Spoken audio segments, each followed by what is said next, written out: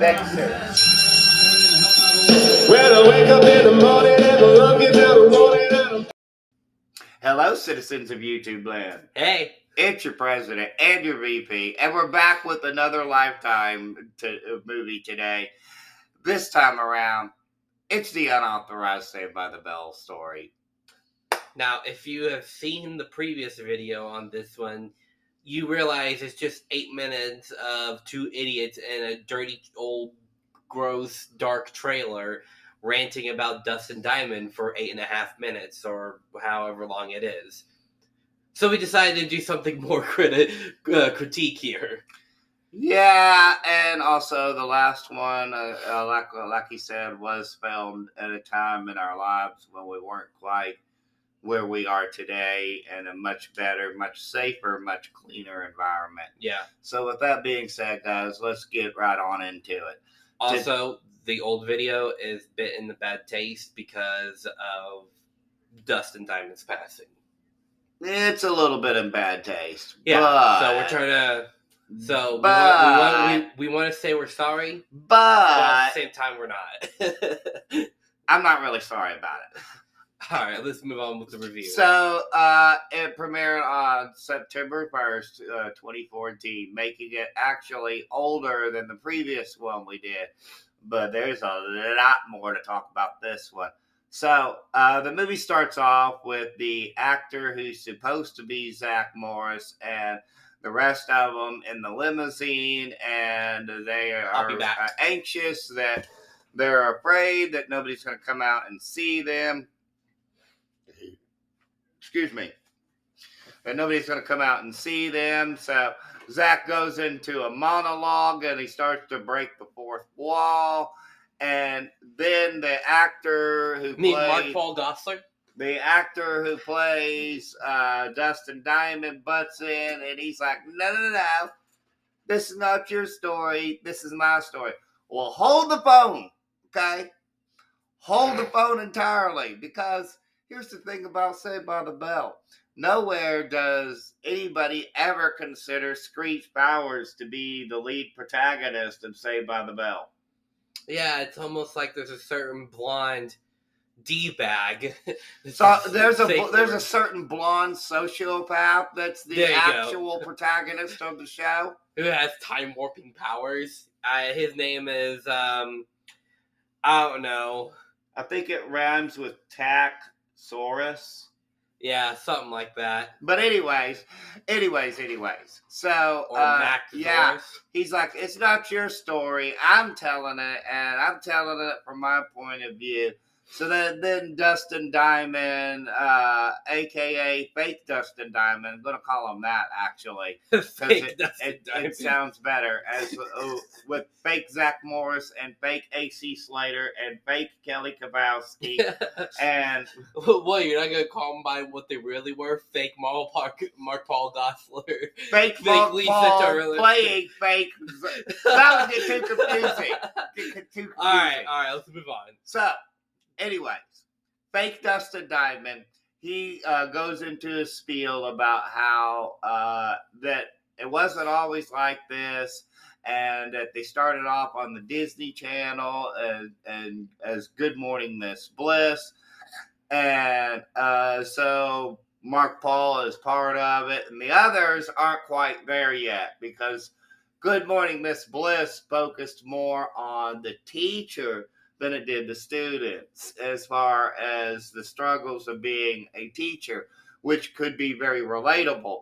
And one thing that you can point out about Good Morning Miss Bliss, just for a minute, is that whereas in Saved by the Bell, the teachers are all freaking morons, and Good Morning Miss Bliss, they are not freaking morons. Yeah, you could say that Good Morning Miss Bliss kind of paved the way for Boy Meets World. Yeah, in a way, I think so, because, yeah.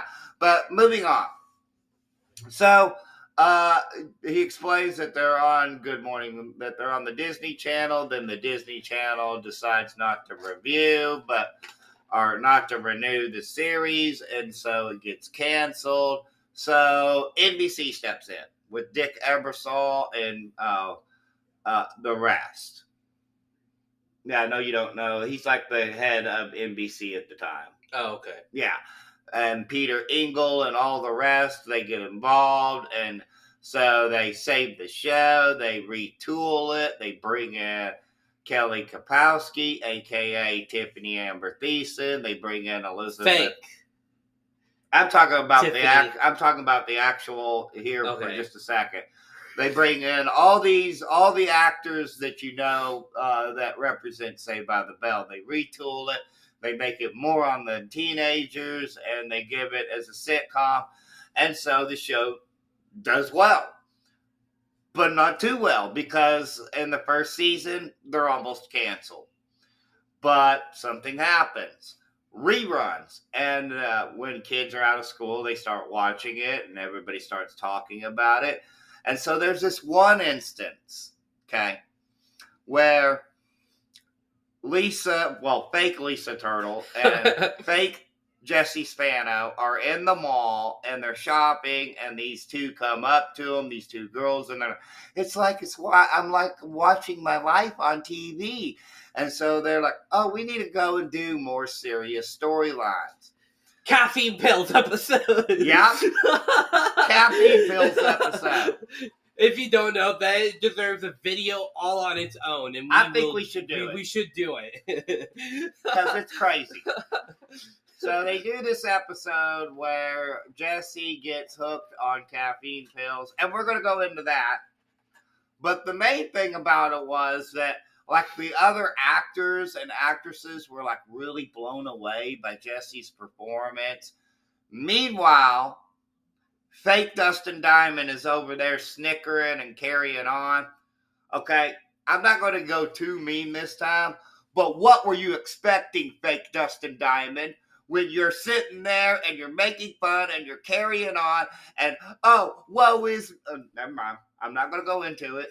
I could. We don't want to turn this into another 12-minute rant about Dustin Diamond. I'm not going to go into that. So... he's making excuses for himself. He's feeling sorry for himself. He's like, oh, what? I will say this, though. He's all upset because none of the girls want to be with him. And dude, you are 11 years old when the show starts. Okay? I thought he was 12. No, he's 11. Oh, okay. He's 11 years old when Miss Bliss starts. Oh. I thought, like, when they got into the main show, he was exhibiting all of these characteristics even beforehand. That's true. You know this. You saw it. Yeah, I saw it. You're 11 years old. You're 12 years old. You're younger than the rest of the cast. You chose to do this, too. You wanted to be a comedian. Deal with it. And that's all I'll say about it. Because when you act like a goof, you get treated like a goof. So what did you expect? Hey, at least he was with the other child stars and Dickie Roberts. Yeah. And the reason why I have to go so hard about it is that, spoiler, guys, if you didn't know, this movie is based off of his tell-all novel, Behind the Bell, in which there was a ghostwriter. He claimed there was a ghostwriter. I'm pretty sure he just threw all that stuff in there. And then when it backfired in his face, that's when he backtracked and was like, oh, no, I didn't mean to say those things. Yeah, they kind of all knew that the entire his entire tell-all novel was BS. So, anyways, guys, moving on. They do the caffeine pill episode, and like I said, Mark Paul, he's kind of got this thing going with Lark Voorhees at the time, and they kind of focus on that a little bit, but not too much, because they also talk about the time they were in Paris. Kelly and Zach together. They were in Paris. I know it's a little confusing that I'm alternating between real names and their character names, but you guys that have seen it, you know who they are. So yeah, they alternate, and of course, even like AC Slater is kind of showing a girl around the set, and he's able to get all the girls, and you know. Dustin just doesn't seem to understand his role, okay? You are not the hero. You are not the star. They do indulge him with this fake fantasy sequence where he's like super handsome and popular and everybody wants to be with him. In like a general outfit. But honestly, I don't know. I think they kind of like took yeah, the inspiration from the actual show where the he Army fantasized about it. From the Army Corps episode. Probably. The Army ROTC episode. So, moving on. Dustin Diamond, fake Dustin Diamond.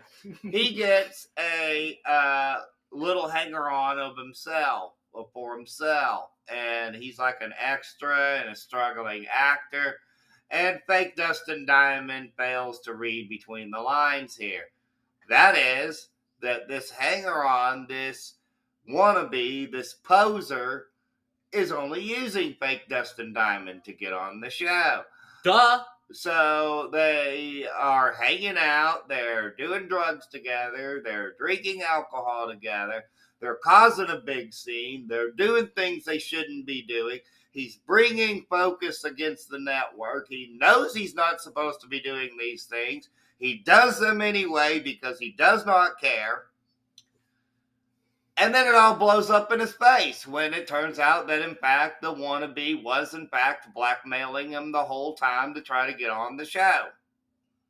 So he goes to Mark Paul and he's like, oh, Mark Paul, what am I going to do about it? Well, they essentially just bury this wannabe. That's what happens to him. And so, with that being said, guys, they then start to talk about how they were getting ready to leave the show, and the two main lead girls were going to leave the show. So then 1 week from there, the next week they're replaced by the Tory actress. Yeah. And then they come back for the graduation. Yep. And then they do a few more things. They have the wedding in Las Vegas. They have the college years.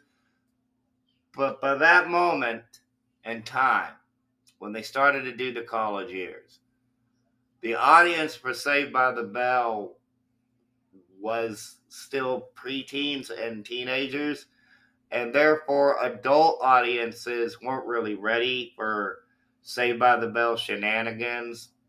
But it wasn't the end even then, because they did the new class. Meanwhile, okay, here's another thing. I know that he's dead now, but Dustin Diamond, if it had been such a chore and such a hassle, and to be typecast as Dustin, as Samuel Screech Powers for so long, why did you do it for 11 years then? Yeah. Mark Paul Gosselaar went on to do NYPD Blue after his run from... Mark Paul moved on. Mario Lopez moved on. Elizabeth Berkley moved on. Elizabeth Berkley moved on in a different way than everybody else, with a movie that maybe we'll cover someday. Yeah. Showgirls. If you don't know, you will know. So, they all move on, like I said, except Dustin Diamond, who stays on throughout the college years, back to the new class, and finally finishes when the new class finishes its run in 2000. I was going to say, even with the fact that Elizabeth Berkley did Showgirls, she then went on to have a pretty successful stint on CSI. So, and Tiffany moved on too. Lark moved on. They all moved on from Saved by the Bell, except Dustin Diamond. So if it was so terrible and it was so bad and you were so treated so poorly, then why did he do it for so long? Well, I'll tell you why. 2 reasons. Money and fame. Oh, okay. Money and fame. Got it. So with that being said, guys, this one I didn't go quite as hard because I could have. It was certainly that you can, but the other thing is that a few years ago, Dustin Diamond did in fact pass away, and so his family does have our condolences, but it doesn't quite change the fact that he was indeed quite terrible at times in real life. And during his life. I'm not going to say that he was a horrible human being overall, but he had several times in his life in which terrible actions had terrible consequences. And it was unfortunate that he never quite got over the stigma of being Screech Powers. But in so many ways, it was his own fault. And so, with that being said, we'll leave you on that note. And also that, yeah, the other actors and actresses, they did move on with their lives and they did find success because they knew that they couldn't be the Saved by the Bell characters forever. Yeah. And with that being said, guys, final rating for this one, 2 out of 5. It's a little better than Full House because it's got a lot more of the juicy, salacious details. But which may or may not have been made up by Dustin Diamond himself. Yeah, but my goodness, is it a cheap movie? And my goodness, do none of these people do anything that resembles any of the characters except the actor who plays Dustin Diamond. He does kind of look like him a bit. The rest of them don't look anything like him. Once again, it was filmed on a shoestring budget of probably $100. The lighting's terrible, the story's terrible, the acting's terrible, the directing's terrible. It's a 2 out of 5. What say you? 2 out of 5. There you go, guys. So with that being said, guys, stay tuned because, of course, we've got a Nightmare on Elm Street coming up on the main channel. We've got a travel vlog style video for you guys here on the main channel. We've got Ferris Bueller's Day Off coming for you guys in the near future as well. And Gracie's Choice. And Gracie's Choice for the next Lifetime review because that one's a good one and I can't wait to be able to talk about that one. Also, Spider-Man, Batman on the Comics channel, the My Chemical Romance, the Black Flag on the Music channel. Black Parade. The Black Parade, excuse me. And also the 38 Special Concert review on the Music channel. So with that being said, guys, we'll see you guys next time. And until then, there's only one thing left to say, and that, of course, is peace and love from Denny and Son. Bye.